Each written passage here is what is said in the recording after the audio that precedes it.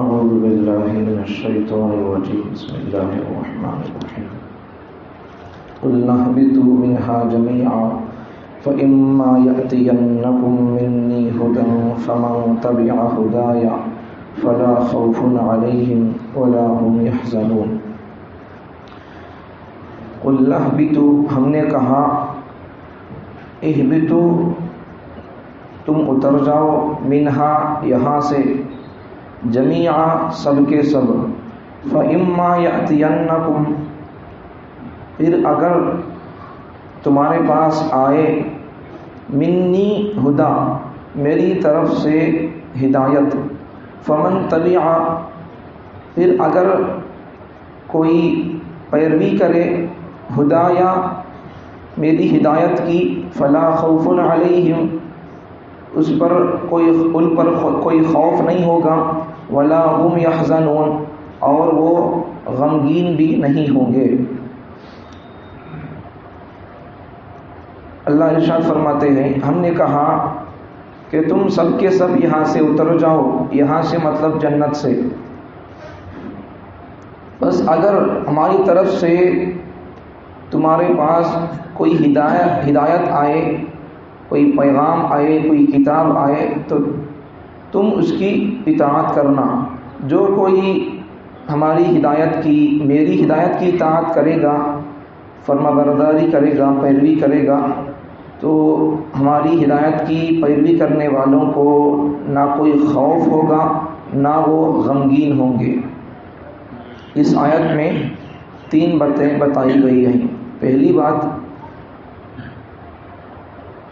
تم سب کے سب یہاں سے اتر جاؤ، جنت سے اتر جاؤ۔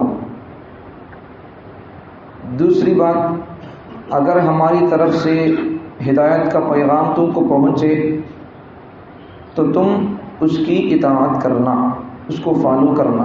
تیسری بات، جب تم ہمارے پیغام اور میسیج اور کتاب کی اطاعت کرو گے تو تم کو کوئی خوف نہیں ہوگا اور تم غم اور پریشانی کے اندر بھی مبتلا نہیں ہوں گے۔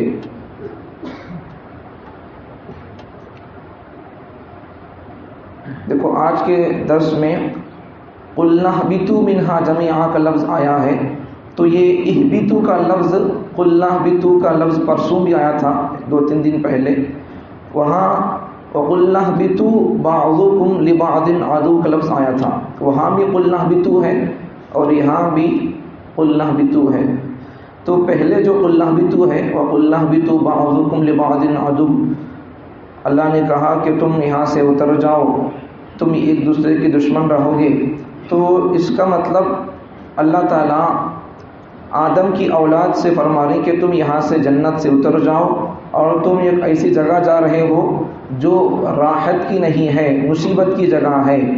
تم سب کے سب یہاں سے اتر کر ایسی دنیا اور ایسی جگہ کی طرف جا رہے ہو وہاں مصیبت رہے گی، پریشانیاں رہیں گے، دشمنیاں رہیں گے۔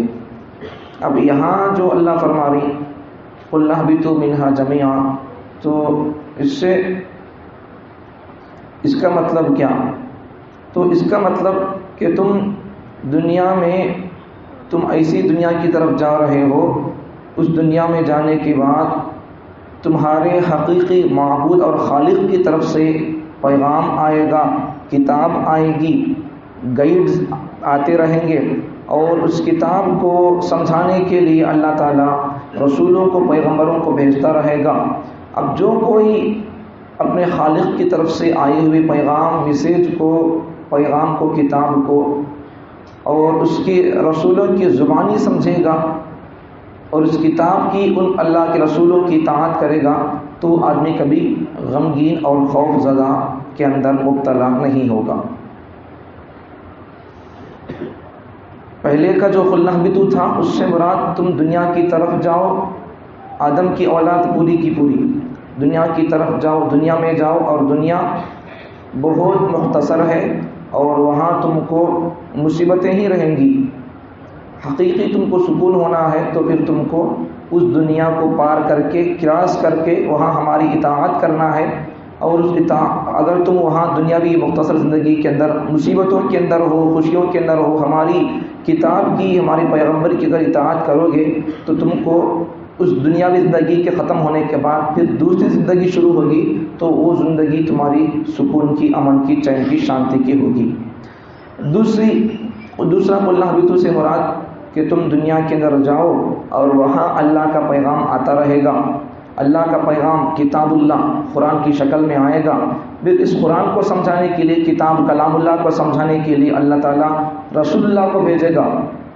بہترین جملہ ہے، توجہ سے سنو۔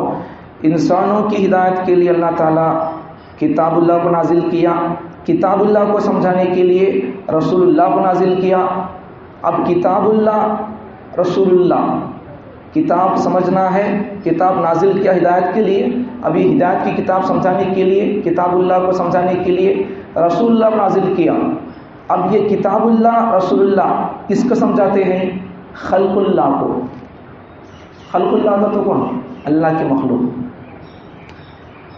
اب جو خلق اللہ میں سے جو بندہ، اللہ کی مخلوق میں سے جو بندہ کتاب اللہ کو سمجھے گا رسول اللہ سے، یا پھر رسول اللہ کے احادیث اور تراجم اور ان کے صحابہ سے پہنچی ہوئی باتوں سے سمجھے گا، تو پھر وہ آدمی نجات پر رہے گا، وہ آدمی خوف زدہ اور غمگین نہیں ہوگا۔ اب جو آدمی دنیا کے اندر اللہ کی طرف سے آئی ہوئی ہدایت اور کتاب کو اس پر عمل نہیں کرتا، اس کو فالو نہیں کرتا، تو پھر یا تو شیطان کی وہ اطاعت کرے گا یا اپنے نفس کی وہ پیروی کرے گا۔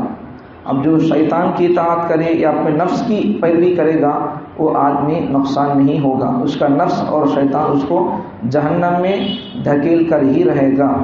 اب قرآن مجید کے 20ویں پارے کی 20ویں پارے میں سورہ قصص کی 50ویں آیت میں اللہ تعالیٰ ارشاد فرماتے ہیں، من اضل ممن اتبع هواه بغیر هدى من اللہ، اس سے بڑا گمراہ آدمی، بھٹکا ہوا آدمی کون ہوگا؟ جو اللہ کی طرف سے آئی ہوئی ہدایت کو چھوڑ کر اپنے نفسانی خواہشات کی اطاعت اور پیروی اور اس کو فالو کر رہا ہے، اس سے بڑا ظالم آدمی، اس سے بڑا گمراہ آدمی کون ہوگا؟ یہ 20ویں پارے سورہ قصص کی 50ویں آیت ہے۔ یہاں اللہ ارشاد فرما رہے ہیں، من اضل ممن اتبع هواه بغیر هدى من اللہ ان اللہ لا يهدي القوم الظالمین۔ اس سے بڑا گمراہ آدمی کون ہوگا؟ جو اللہ کی طرف سے آئی ہوئی ہدایت کو، کتاب کو، شریعت کو، سنت کو چھوڑ کر اپنی نفسانی خواہشات کی اتباع اور پیروی میں لگ جائے۔ تو جو اللہ کی طرف سے آئی ہوئی ہدایت کو، شریعت کو، سنت پر عمل نہیں کرتا، اس کو فالو نہیں کرتا، تو اللہ ایسے لوگوں کو ہدایت نہیں دیتا، ایسے لوگ ظالم ہوں گے۔ اس لیے زندگی میں شریعت پر عمل کرنا، سنت پر عمل کرنا، نفسانی خواہشات پر عمل کرنا، نفسانی خواہشات پر عمل کرنے پر پیسہ خرچ ہوگا، قرآن اور سنت پر عمل کرنے پر پیسہ خرچ نہیں ہوگا۔ مثال کے طور پر نماز کو آئے آپ، تو نماز کو آنے پر آپ کو وضو کرنے کے لیے پیسہ نہیں دینا پڑے گا، نماز میں صف میں کھڑنے کے لیے پیسہ دینا نہیں پڑے گا، فیان استعمال کرنے کے لیے پیسہ نہیں دینا پڑے گا، لائٹ استعمال کرنے کے لیے پیسہ نہیں دینا پڑے گا، آواز سننے نہیں آ رہی ہے، قرات کی، نماز کی، بیان کی آواز نہیں آ رہی ہے، مائک کا انتظام کیا گیا ہے، اس کا آپ سے چارج نہیں لیا جائے گا، ٹکٹ نہیں لی جائے گی، مفت میں آپ کو ملتا رہے گا۔ تو اسی طرح زندگی کے اندر آدمی شریعت پر عمل کرنا چاہے تو اس کے لیے کوئی ٹکٹ نہیں ہوگی، اس کے لیے کوئی خرچ نہیں ہوگا۔ اگر وہ اپنی نفسانی خواہشات پر عمل کرنا چاہے تو اس کے لیے خرچ بہت زیادہ کرنا پڑے گا اور بہت مہنگا بھی ہوگا، ہزاروں کے ہزاروں پیسے وصول کیے جائیں گے بدعات کو انجام دینے کے لیے۔ دیکھو، قرآن ایک آئیڈیل اور گائیڈ کی سر کی کتاب ہے۔ تمہیں فون لیے یا فین لیے تو آپ کو ایک کتاب دے کر بھیجتا کمپنی والا، اسے پڑھ لے کر آپ کیسا فٹ کرنا نٹواں، کیا کرنا، یہ سب اس میں لکھ کر رہتی۔ اگر آپ کو ایسا فٹ کریں گے تو پھر آپ کا فین برابر فٹ ہو جائے گا۔ فون بھی اس کے اندر کیسے استعمال کرنا، اس کے اندر کیا کیا چیزیں ہیں، فون کے ساتھ میں باکس میں کتاب رہتی ہے، گائیڈ کے طور پر رہنمائی کرنے والی کتاب۔ تو ایسا پورے انسانوں کی ہدایت اور گائیڈ کے لیے، رہبری و رہنمائی کرنے کے لیے تعالیٰ اس کتاب کو نازل کیا۔ اب اس کتاب کے قانون، اصول، ضوابط اور اس کتاب کو پیغمبر کی زندگی سے سمجھے گا پیغمبر کے زبان سے سمجھے گا تو پھر وہ آدمی کبھی گمراہ نہیں ہوگا.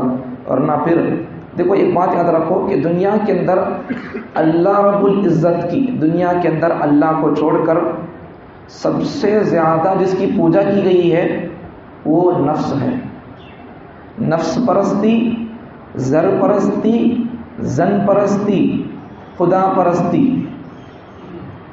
ان میں سے خدا پرستی اللہ کی عبادت کے بعد، اللہ کو فالو کرنے کے بعد، اللہ کی عبادت کے بعد دنیا کے اندر دھرتی پر سب سے زیادہ اللہ کی عبادت کے بعد، پہلے اللہ کی عبادت کی گئی ہے سب سے زیادہ، اللہ کی عبادت کے بعد سب سے زیادہ جس کی عبادت کی گئی ہے وہ ہے نفس.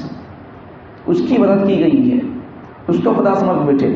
اس لیے نفسانی خواہشات کو فالو نہ کرو. نفس تو انسانوں کو بھی گمراہ کر کے رہے گا، اور جو اس کو فالو کرے گا چاہے وہ مسلمان ہو کوئی بھی ہو اس کو گمراہ کر کے ہی رہے گا. اللہ تعالیٰ قرآن مجید میں بہت ساری جگہوں پر پیغمبروں کو اللہ فرما رہے ہیں کہ تم اپنے خواہشات کے مطابق فیصلے نہ کرو، خواہشات کی اتباع نہ کرو، بول کر بہت ساری جگہوں پر ہے. تو اس لیے نفسانی خواہشات کو فالو نہ کرو، قرآن کو فالو کرو، حدیث کو، سنت کو فالو کرو، پیغمبر کی زندگی کو فالو کرو. قرآن پیغمبر کی زندگی عین قرآن کے مطابق ہے، اس کو فالو کرو.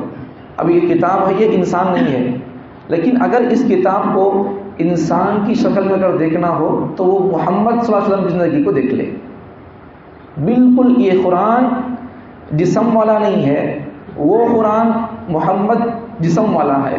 اس قرآن میں اس قرآن میں فرق یہ ہے کہ یہ کتاب کی شکل میں قرآن ہے، وہ جسم کی شکل میں قرآن ہے. سمجھ میں آ گئی بات؟ تو اس لیے اس کتاب کو اگر سمجھنا اور دیکھنا ہو تو محمد صلی اللہ علیہ وسلم زندگی کو دیکھ لیں گے. اگر ویسی زندگی ہم گزار لیں گے تو اس کتاب پر عمل کرنا آسان ہو جائے گا.